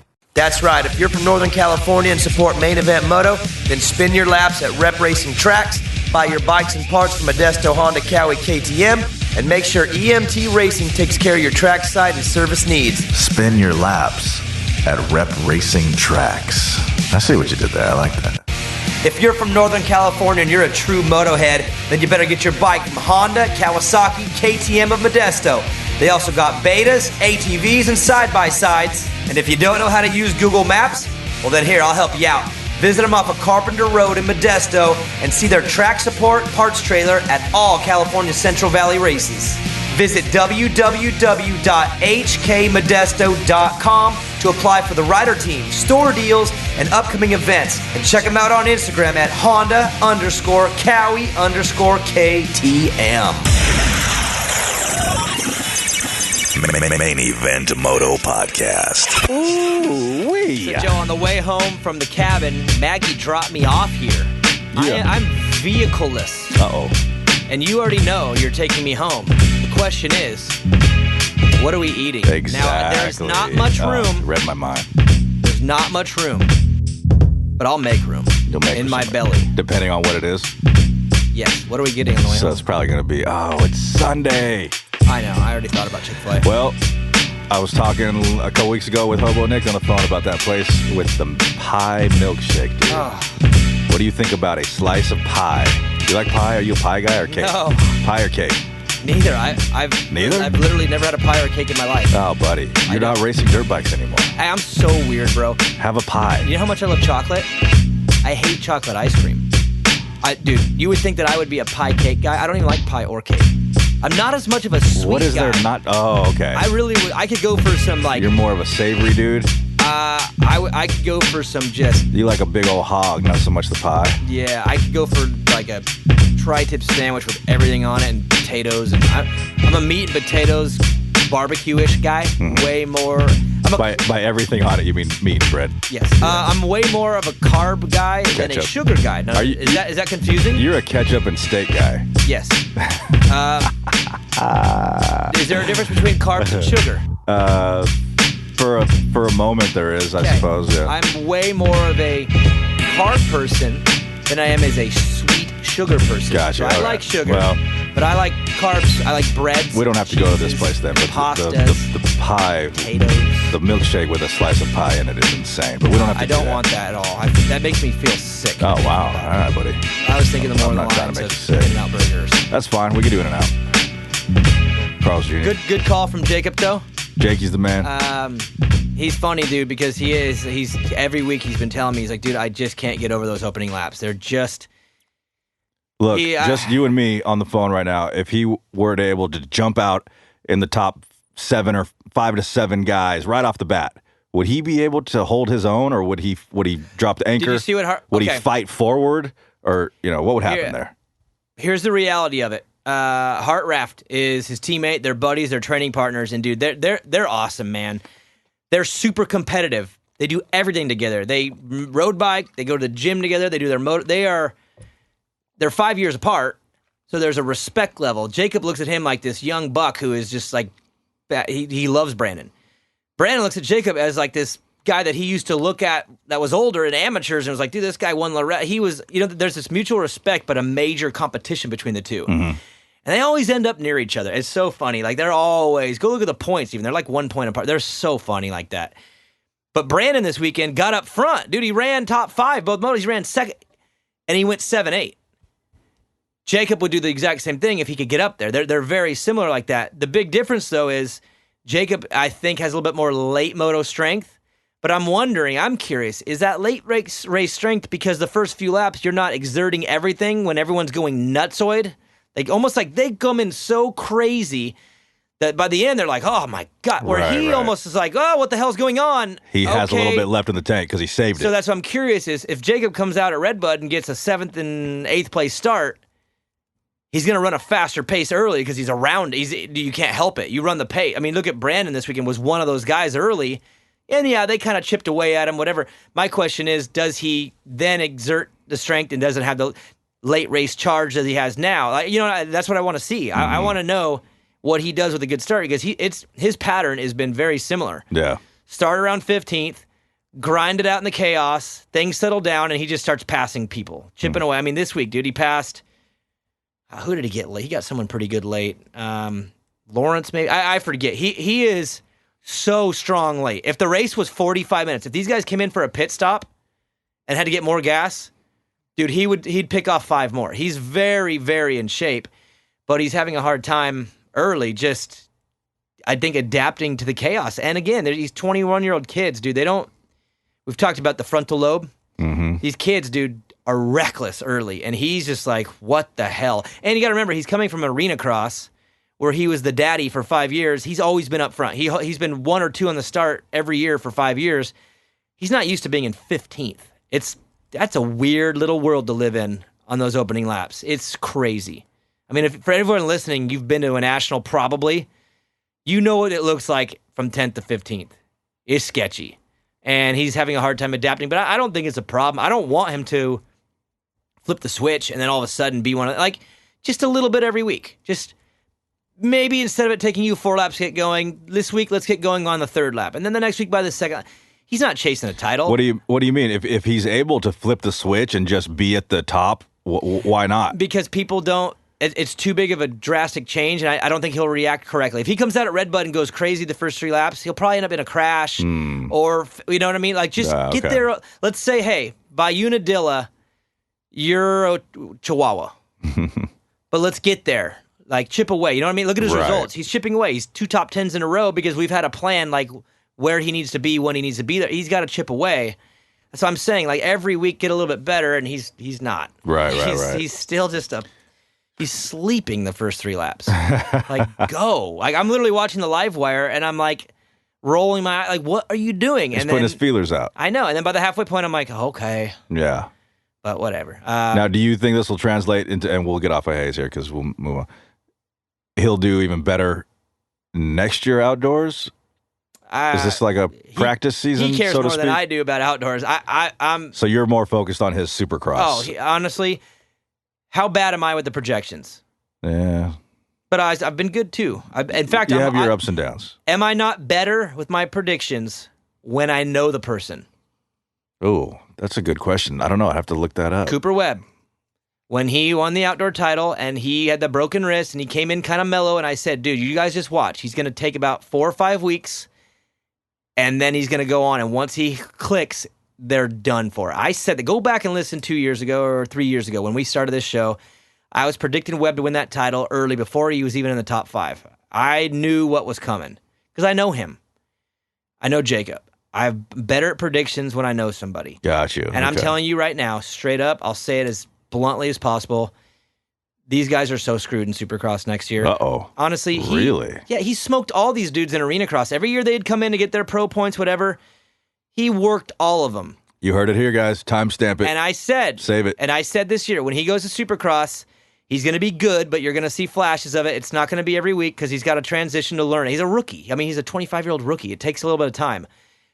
But the way he's building these blocks next year, Supercross. Yeah. Well, I mean, I'm not gonna. I won't put a number on it. I'm just saying, you just watch. Yeah. They're screwed next year. All right. And he's gonna end up on one of these teams. This so isn't we're blow Jacob Hayes show. So let's move on. Sorry, I'm just. I know you're doing passionate. my job. I know you're a passionate agent. Jerry. Do you want a question about? I'm hungry, so speed through these. Do you want things. a question about two-stroke displacement? Sure. All right. Tim_R_White. Do you think AMA would ever consider increasing the allowed engine displacement of 2 strokes to 300? The AMA does nothing. All right. No. They will not change anything drastically for the better. At Marcus_McKinney3. Wait, I apologize. You go ahead, buddy. I don't know who changed the rule that allowed these amateur riders to dip in and dip out and try it. I'm a firm believer. I think that's a great thing. I think it's really good that these guys they can put their toe in. They can see what it is and go, oh, this is the real world. This water's too hot. Yeah, and I don't know if that was AMA, MX. I don't know who did that. If the AMA did, I apologize. Good job. But I have my doubts that they're going to change. So you're wanting the rules. AMA to lick your balls? No. Toes? Yeah, I'm suck on my pinky toe. Marcus_McKinney3. Questions for all. Who are your early picks predictions for Team USA at this year's MX Donations? Will Hurlings be unbeatable with the MX it's in that weird track at his home track? It's in that weird sand track. Assen. You got to remember, it's got to be a combination of who wants to go, who's healthy, who's doing well, whatever. So I would say you take Tomac out because, from what I've heard, Cowie is not interested, and neither is he. Take him out. So who's next? You got Marvin and Kenny. They're not from this country. They would ride for the other ones. So it's very simple. Osborne and Anderson. There's your two big bike guys. And AC.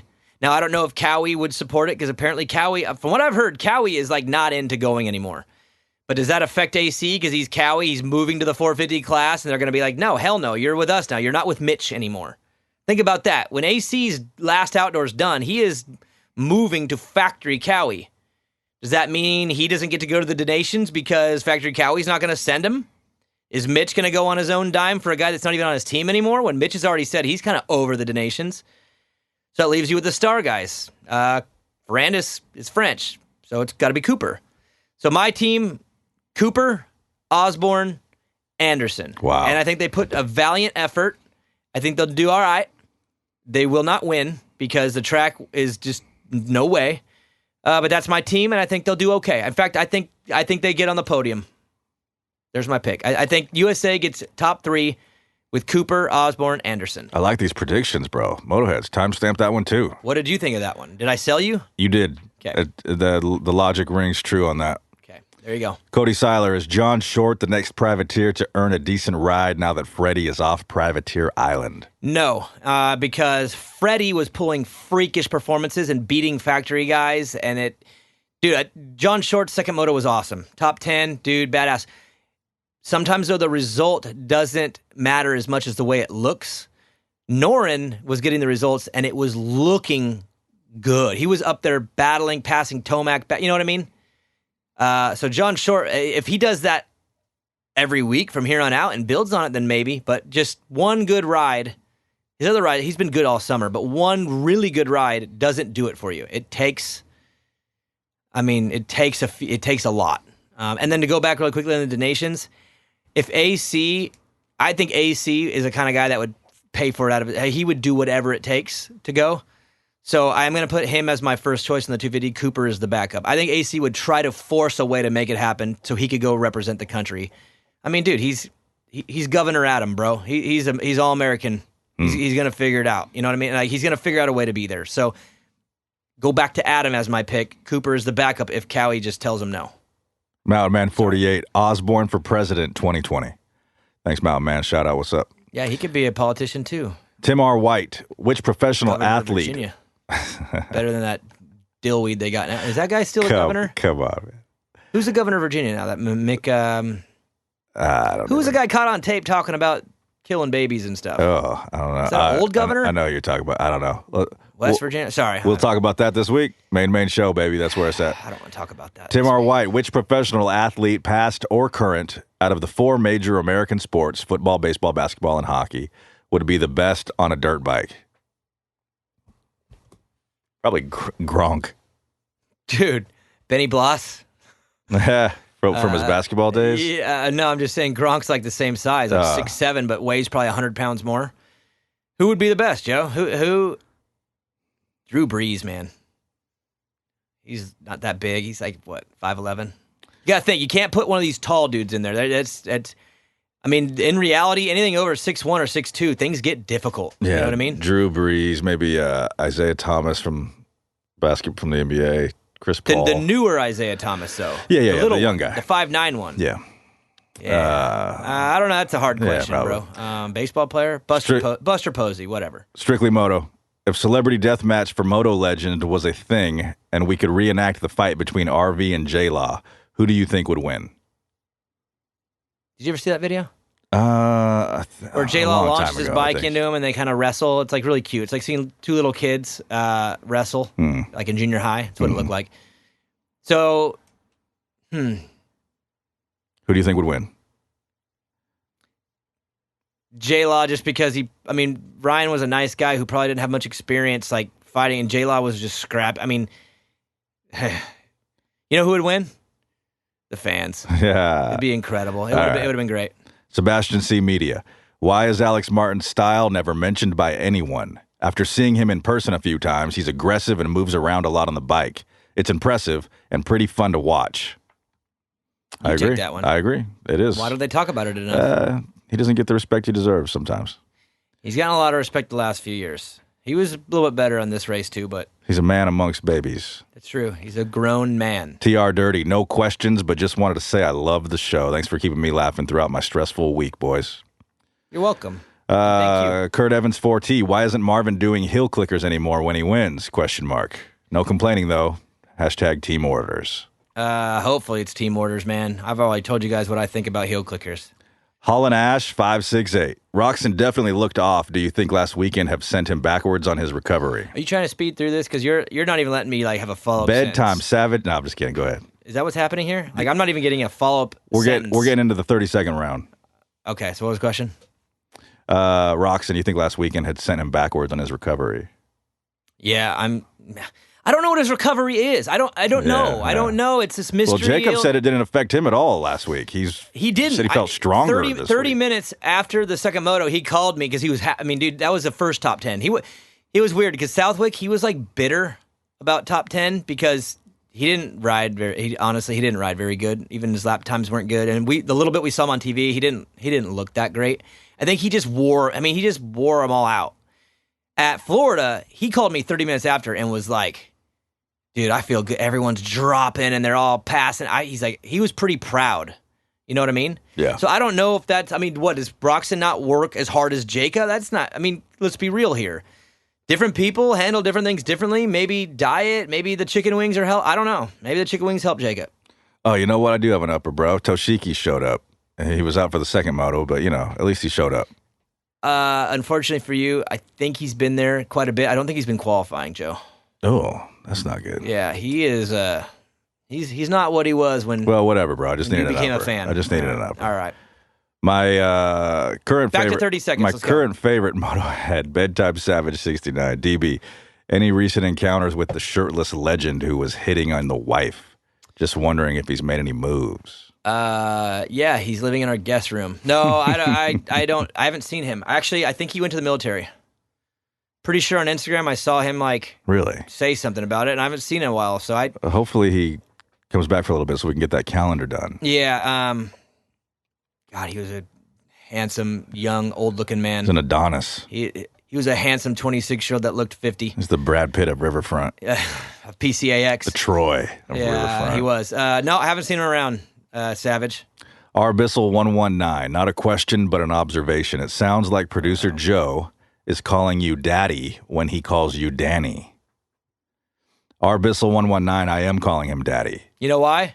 Because on this show, I am the daddy. You're the papa. I am. On the main show, it's way more mutual. On this show, I am your daddy. And you know it. I have no qualms. Colton _292. How do you think Mathis feels now about his predictions of Norin on the JGR bike? As dumb as I do. Word for word, I agreed with Steve. I even texted him and said, bro, I'm with you. And I'm wrong. And I guarantee you he's going to eat the crow too. Because Steve, believe it or not, is not afraid to admit when he's wrong. I think. Watch him prove me wrong now and just make excuses and blame and whatever. But I'm pretty sure Steve's going to eat crow on that and he'll take it. And he should, and so should I. I was way wrong on that. I didn't. I thought Norman was going to suck. I was wrong. So was Steve. We're all good. This is a little comment from the main show, but I'll read it anyway just for the fun of it. Porch 32 says, Paco sounds like a beta-ass bitch. Paco would have cut me if I would have said anything different than what I said. For those of you who are out of the loop, I was having some extreme problems with my neighbor. They're settled now. They weren't extreme, but... Dude, the dude threw broken glass over the fence into my yard where my kids play. That's true, and he apologized for that. Sort of. Yeah. Yeah. You did have some major issues, and you worked it out. Yeah, I handled it. Like an adult. I handled it. You did. Better than you would have. I know what you wanted to do. Man, it's not true, bro. Paco would be dead if it was up to you. Look, everyone's alive, everyone's happy, but whatever. Story for a different show. All right, move on. Cody RG at Daniel Blair 125. How often do you get recognized not in a motocross setting? I would ask Joe the same thing, but nobody knows what he looks like. How often do you get recognized, bro? Every time you go to Chick-fil-A, the chick's like, oh, yeah, it's you. Yeah, Daniel, you're back. Let me guess. Number 1, no pickle, add American cheese, 3 Chick-fil-A sauces and a Diet Coke. Yep. I do a little bit here and there in NorCal, but it's always Moto people that like I see at the track anyway. You know what I mean? It's Moto people that I see away from Moto, but it's the same people. It's Moto people. In all reality, I'm not like a celebrity or anything. I mean, I've in this small little sport, I'm kind of known a little bit, but in the real world, like not at all. So that's a weird question. Made me feel icky a little bit. But all right, move on. I don't even know if I want to read this one during the lightning round, but we'll give it a shot. Jay Gamby 713. What is your best Tiger Lacey story or memory?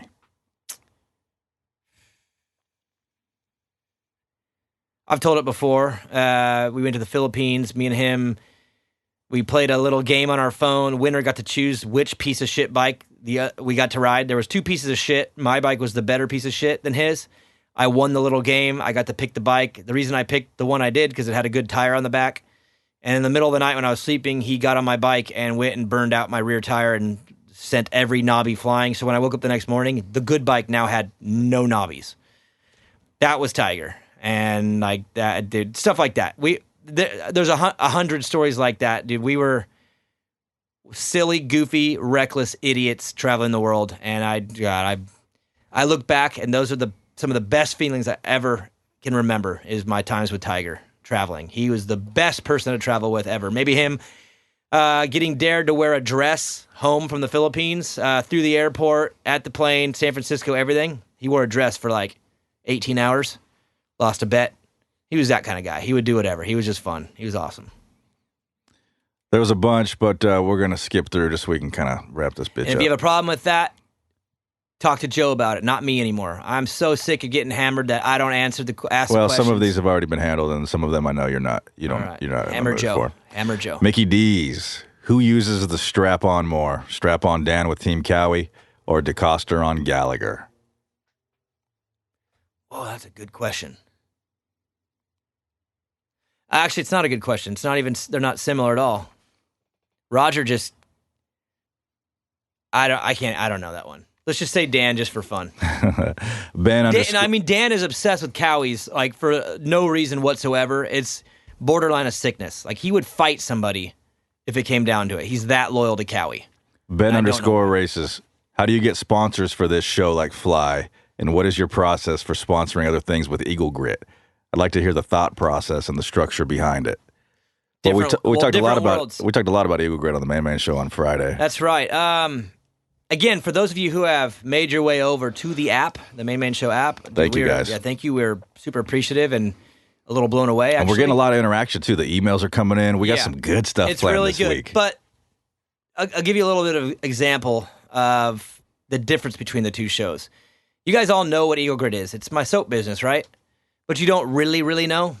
Over on the main show, we actually broke it down this week. I told the whole story on how we started it, came up with a name, and pretty in-depth. In fact, I listened to it back, Joe, and kind of was like, uh-oh. I don't know why I said as much as I did. In fact, Brian's going to lose his shit when he hears it. I think I kind of maybe told too much. But yeah, we did talk about it. And as far as sponsorship goes, the way I look at things, can I take an extra 30 seconds on this one? Yeah, buddy. A company like Fly, they're huge. They're massive. They spend a lot of money on branding. There's a difference between branding and marketing. I believe that marketing is when you're trying to market a product to get sales. Branding is just brand awareness, and you have a budget for just getting the name out there as much as possible. It's not like a direct campaign, like let's spend this money because it directly turns into sales. So when Fly sponsors this show, they are not, we don't have a discount code with them. We don't have anything like that. They are not asking us to go and sell gear through this show. We rep their brand to the masses and talk about how rad Fly is. They're a rad company. It's not a direct marketing campaign. Eagle Grit's a new business. We don't have the budget in current form to just spend on brand awareness. Every bit of sponsorship or marketing we do, it's designed to make sales. We have to grow as a company. We need sales. So that's why it's a little bit different. Fly's on this show. They kill it for us. They love us. We love them. It's all great. We're helping the brand. I actually spend money from Eagle Grit to sponsor Steve Mathis's show, Pulpamex, because Steve's got a bigger audience and I can go there and do discount codes and do some fun stuff that turn into sales, and it works. Eagle Grit's killing it through Pulpamex. The reason I don't do it as much on this show is because it just makes me feel weird. I don't want to advertise my own shit on my own shit. It's like masturbating. How? What? It's self-aggrandizing. It's like you could, but it's not the same as... Yeah. I could literally come on this show and advertise Eagle Grit and do discount codes and all the time, and I just... I don't know. I find it to be a little icky to pump your own stuff on your own stuff. Well, we had talked about that. That was a conscious decision to let you do your own thing. That way it's not so self-serving and it is. And it's shitty. Just weird to me. So I don't mind talking about it, but I'm not going to go and push it. Where I go on his show, and I'm going to. So that's, again, we have the money to market our products and try to sell them. We don't have the money to just brand awareness. Where Fly and Scott, you think we are turning the needle for Fly and Scott other than just growing their brand awareness through our audience? No, it's a completely different style of spending money, and big companies and little companies have to do things different. That's my kind of, I guess, evaluation on the question. Is that fair? Yeah. Yep, for sure. How many more? We'll do like 2 or 3 more. AA591 at Daniel Blair at I'm Vincent Blair. You know how I know you two are brothers? You two sound exactly alike when you're mimicking each other. That's a good observation. Say that one more time. I agree. What do you say? He says he knows how he can tell that you guys are brothers is because when you're mimicking each other, you sound identical. Your impression of Vince is exactly on. So when I say, dude, you know what pisses me off at work so bad? Yeah. Does that sound like Vince? Yeah, a little bit. Okay. Yeah, I mean, that's a good question. Good. Actually, no, that's a good observation. Good job. 2 more. Hayden Bolts, how many riders gave a cold lunch to their ladies after WW Ranch? A cold lunch? Yeah. You don't remember what a cold lunch is? That was on, I think, episode 2 of the Urban Dictionary game.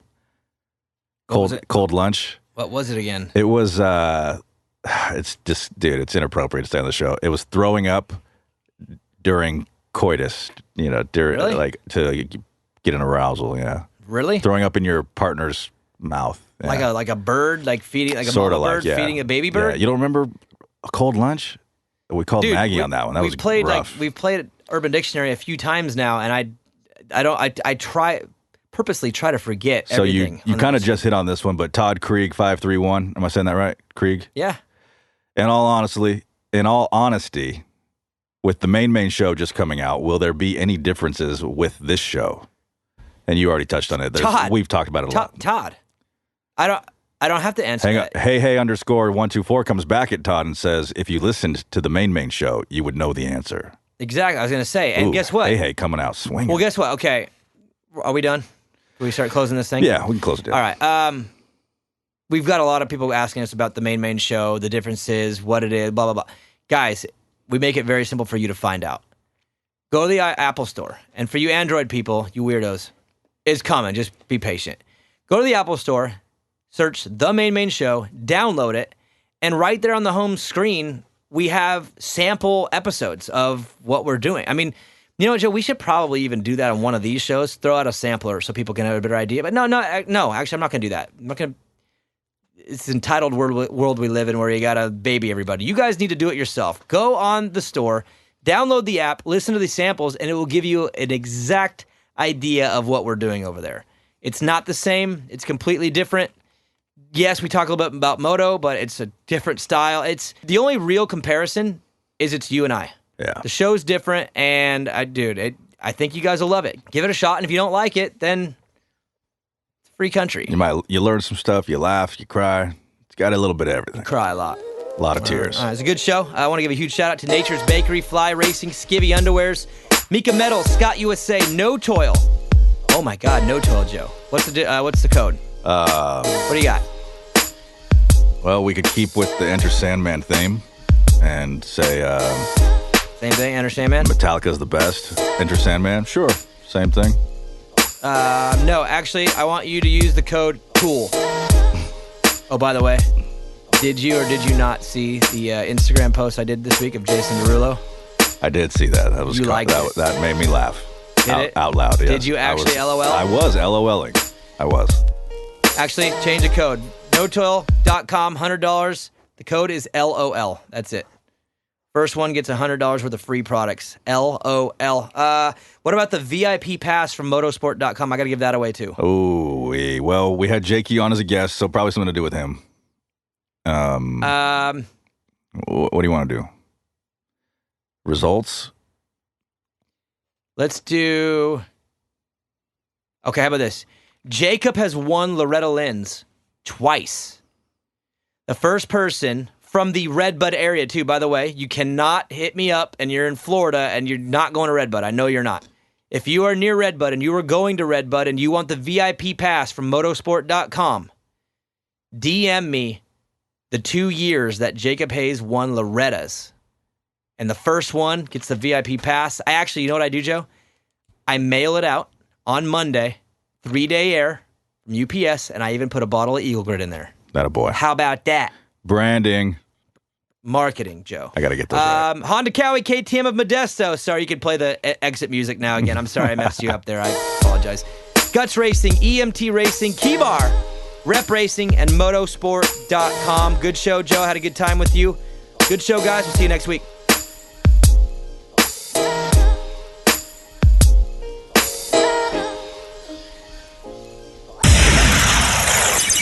Main event, Moto. Screw it. You know it by now.